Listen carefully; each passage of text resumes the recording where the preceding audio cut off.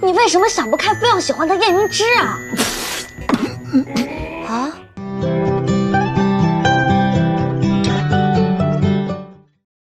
我倒是还有些好奇，不必拘束。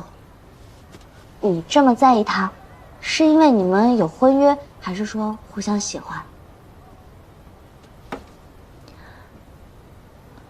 是，我喜欢他。啊？为什么？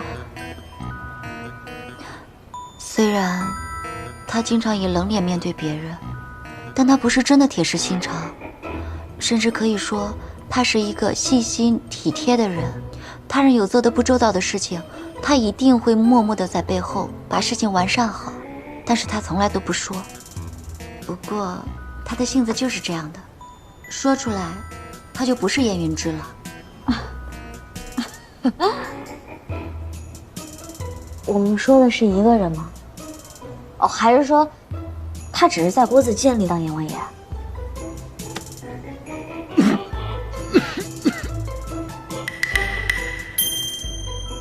虽然我们相识不久，但我却觉得对你一见如故。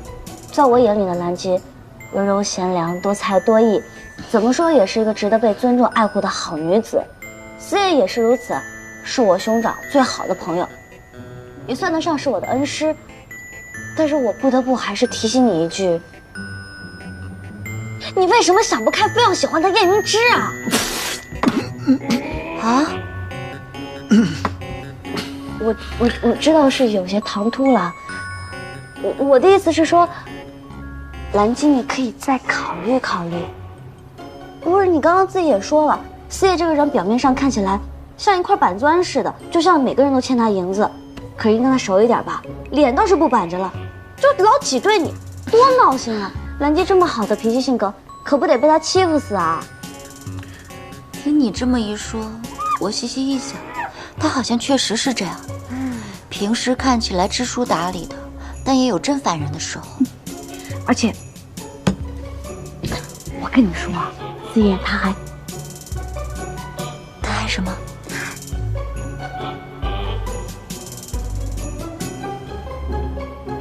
哎，算了，外物说人总是不好。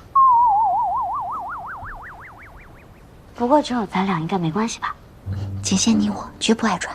思叶他这个人还喜欢设套挖坑，就是单单喜欢看热闹。